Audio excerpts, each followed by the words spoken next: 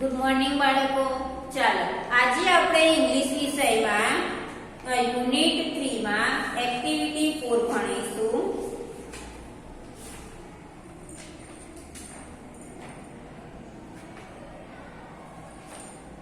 ચાલો એક્ટિવિટી 4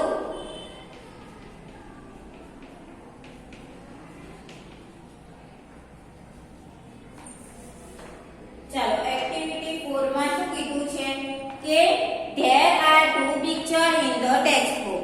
એટલે કે તમારી ચોપડીમાં બે ચિત્ર આપેલા છે. you select one picture એટલે કે કોઈ પણ એક ચિત્ર પસંદ કરો. write short answer based on the select picture. એટલે કે જે ચિત્ર તમે પસંદ કર્યું છે એના ઉપરથી આ સવાલના જવાબ આપો. તો પછી વર્ક ઇન અ ગ્રુપ એટલે કે જૂથમાં કામ કરો. ચાલો પહેલો ક્વેશ્ચન છે કે what will you see there? તો કે તમે ત્યાં શું જોશો? તો ચાલો જવાબમાં મારી સાથે સાથે લખો. પહેલા નંબરનો હું ડાયરેક્ટ જવાબ લખું છું. તો એ લખવાનો છે બધાએ કે I will see lots of people there. એટલે કે ત્યાં ઘણા બધા લોકો હશે. I will see a giant wheel. એટલે કે મોટું પૈડા વાળું હશે.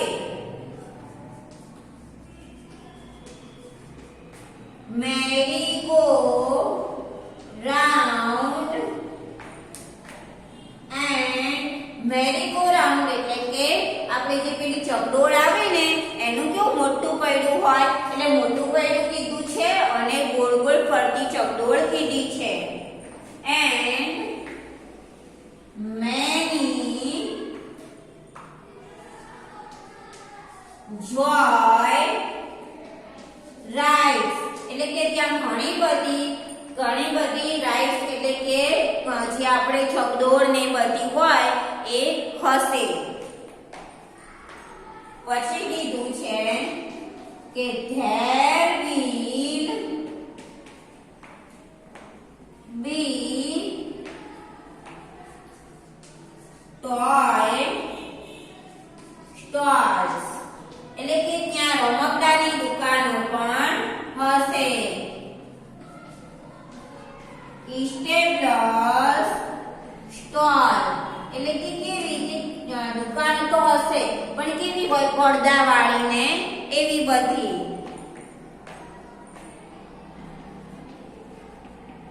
I will see the temple there એટલે કે હું ત્યાં મંદિર પણ જોઈશ. ચાલો એના પછી શું છે બીજો ક્વેશ્ચન કે what will you do? એટલે કે તમે શું કરશો ત્યાં? તો ચાલો આપણે મેળાની અહીંયા વાત કરી છે તો આપણે મેળામાં જઈશું તો શું કરીશું? તો એ આપણે લખીએ. તો બધા મારી સાથે લખો. I will enjoy the fair એટલે કે હું મેળાની મજા માણીશ. I will sit in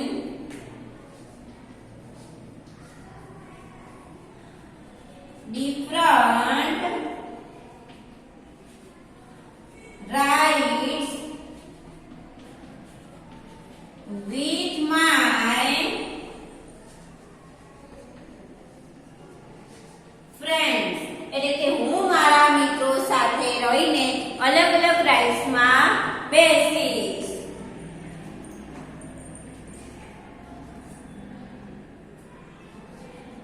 I will buy buy એટલે કે ખરીદવું. તો buy some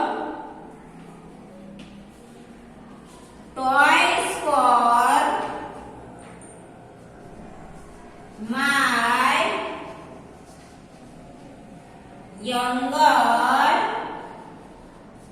brother એટલે કે નાના ભાઈ માટે. એટલે શું કહે છે કે હું મારા નાના ભાઈ માટે થોડા રમકડા ખરીદીશ. We will move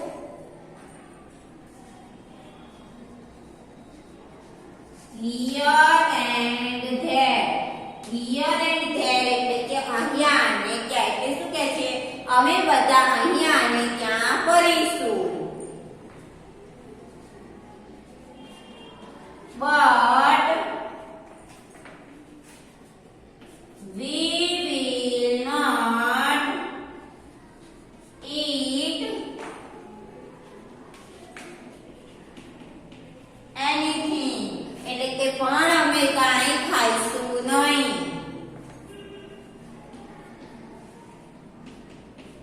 We will visit the temple. એટલે કે પછી અમે લોકો મંદિરે જઈશું. ચાલો એના પછી ત્રીજું you return from the trip. એટલે કે તમે જ્યારે ઘરે પાછા ફરશો what will you talk to your parents about your trip. તો કે તમે તમારા મમ્મી પપ્પા સાથે કઈ રીતે જે મુસાફરી કરી એની વાત કરશો. તો જો તમે પ્રવાસમાં ગયા હોય તો તમે ઘરે આવીને તમારા મમ્મી એમને શું કહો છો. તમે કદાચ સોમનાથ ગયા હોય, જુનાગઢ ગયા હોય તો તમે શું કહો છો ઘરે આવીને કે મમ્મી અમે તો સોમનાથ સવારે 5 વાગે પહોંચ્યા હતા અને પછી કે અમે ત્યાં દર્શન કર્યા. એટલે કે ફ્રેશ થઈને પછી દર્શન કર્યા, ત્યાંથી અમે જમવા બેઠા, પછી જમીને અમે બધા આમ આવી રીતે રમ્યા, અંતાક્ષરી રમ્યા, લક્ઝરીમાં અંતાક્ષરી રમ્યા, એવું બધું તમે કહો છો ને. તો એ રીતે અહીંયા લખવાના છે અમુક સેન્ટેન્સ. એ તમારે પેરેગ્રાફ આપેલો છે એમાં લખવાનું છે. હું અહીંયા લખું છું, એ મારી સાથે સાથે લખો. તો ચાલો ત્રીજા નંબરનું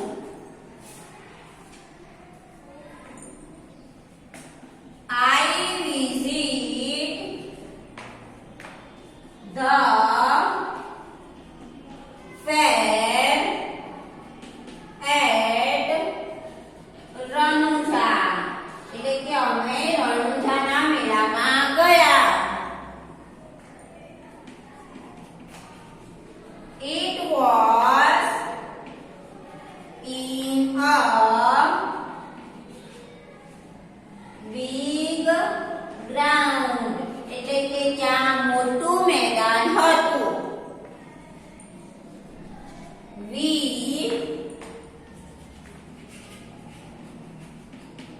my friend એટલે કે હું, મારો મિત્ર રૂપા, નેહા, રોહન and I. એટલે કે મારો મિત્ર રૂપા, નેહા, રોહન અને હું went there by a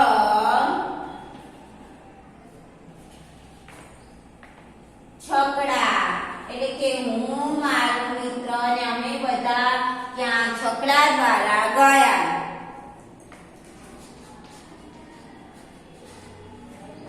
There were lots of people there. એટલે કે ત્યાં ઘણા બધા લોકો હતા.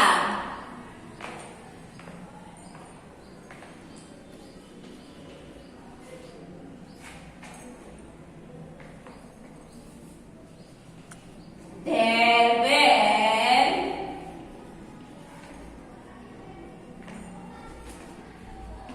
moving here and there. એટલે કે બધા અહીંયા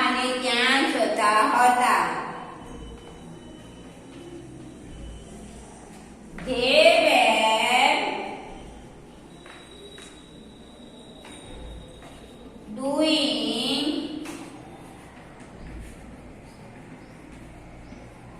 different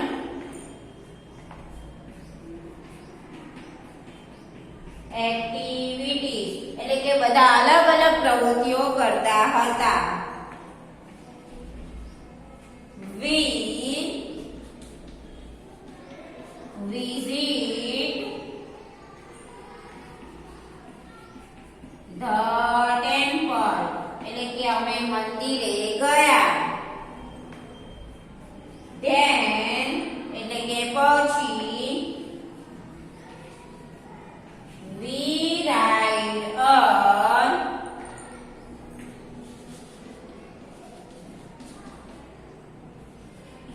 giant wheel એટલે કે અમે મોટા પૈડાવાળી રાઈડમાં બેઠા. It was thrilling એટલે કે ખૂબ જ રોમાંચક હતી એટલે કે એમાં મજા આવી. We sat almost in all rides એટલે કે અમે ઘણી બધી રાઇડ્સમાં બેઠા.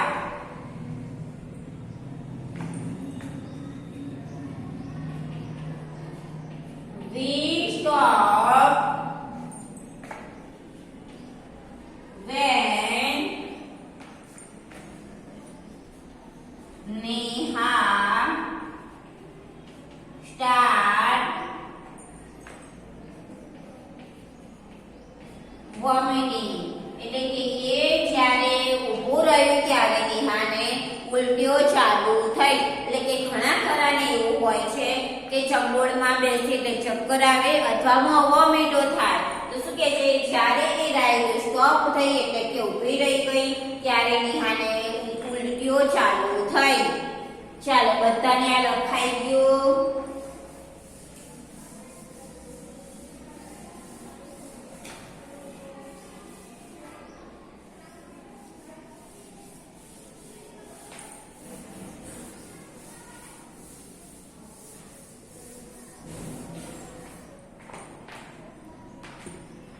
ચાલો એના પછી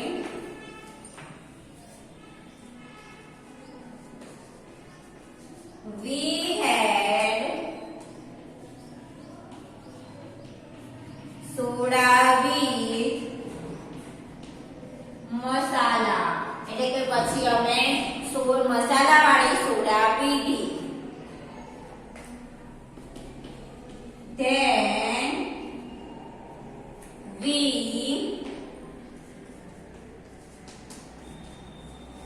visit different stores એટલે કે પછી અમે લોકોએ અલગ અલગ દુકાનોએ ગયા.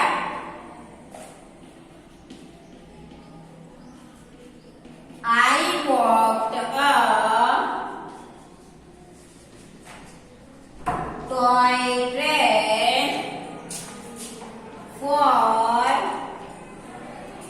પિન્ટુ એટલે કે પછી મેં ત્યાંથી પિન્ટુ માટે રમકડાની ટ્રેન ખરીદી.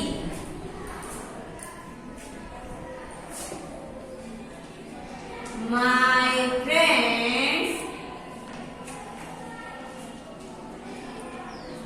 also bought some things for their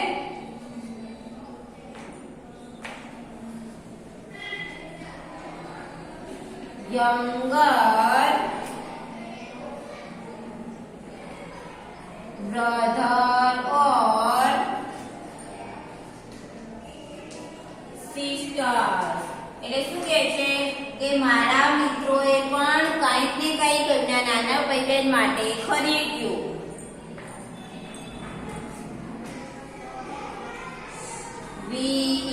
enjoy a lot એટલે કે અમે ખૂબ જ મજા માણી. We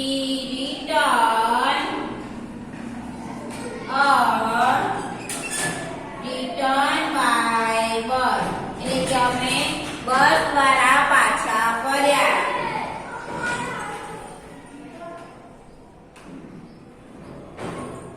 ચલો આટલા સુધી લખી લો.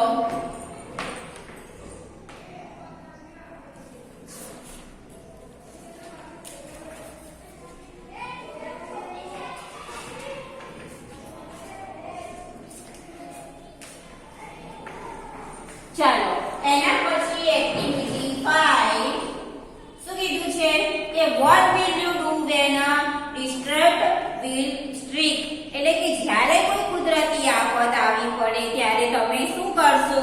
તો જાઓ ચલો અહીંયા શું કીધું છે run into a open ground એટલે કે દોડીને તમે ખુલ્લા મેદાનમાં જતા રહો. તો ક્યારે કરશો?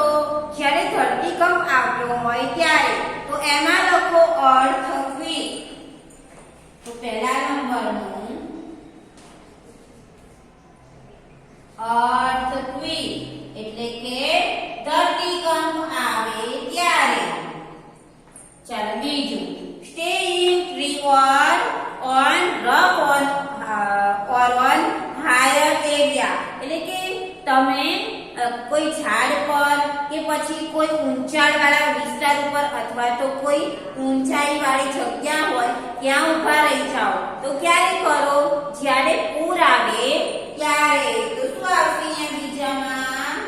ફ્લૂડ એટલે કે પૂર આવે ત્યારે. ત્રીજું take care of children and elder food એટલે કે શું કહે છે કે છોકરાઓ અને મોટા જે વૃદ્ધ માણસો હોય એમનું ધ્યાન રાખો. તો ક્યારે રાખીએ? કે ઘણી બધી આગ લાગી હોય ત્યારે. તો આમાં આવશે એ ફાયર. ચાલો એના પછી ચોથું કે થ્રો વોટર ડ્રાય સેન્ડ ઓર ડ્રાય ડસ્ટ કે પાણી છાંટો અથવા તો કે રેતી નાખો અથવા તો કોઈ ખરાબ કે કોઈ વસ્તુ નાખો. તો ક્યારે? જ્યારે આગ લાગી હોય ત્યારે. તો ચોથામાં પણ આવશે ફાયર. એના પછી પાંચમું do not stand under tree or electric plugs એટલે કે કોઈ પણ ઝાડ નીચે અથવા તો વીજળીના થાંભલા નીચે ઊભા રહેશો નહીં.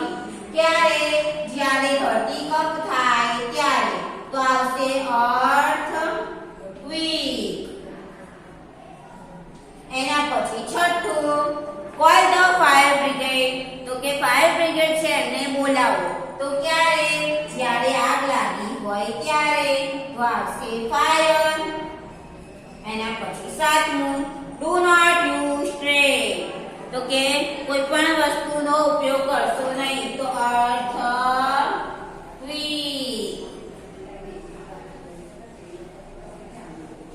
આઠમું સ્વિચ ઓફ ધ ઇલેક્ટ્રિસિટી એટલે કે જે ઇલેક્ટ્રિક કે આપણે મીટર ને હોય એ બંધ કરો. ક્યારે? જ્યારે ધરતીકંપ થાય ત્યારે. તો આમાં આવશે earthquake. ચાલો ખબર પડી.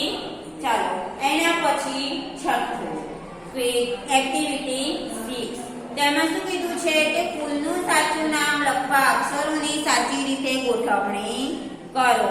તો આમાંથી તમારે જાતે અક્ષરોની સાચી ગોઠવણી કરવાની રહેશે. એના પછી શું કીધું છે બીમાં કે બર્ડ પોપ પછી લીફ એ બધા શબ્દો જાતે ગોતવાના છે કોષ્ટકમાંથી અને રાઉન્ડ કરવાનું છે. ચાલો આટલા સુધી લખી લો.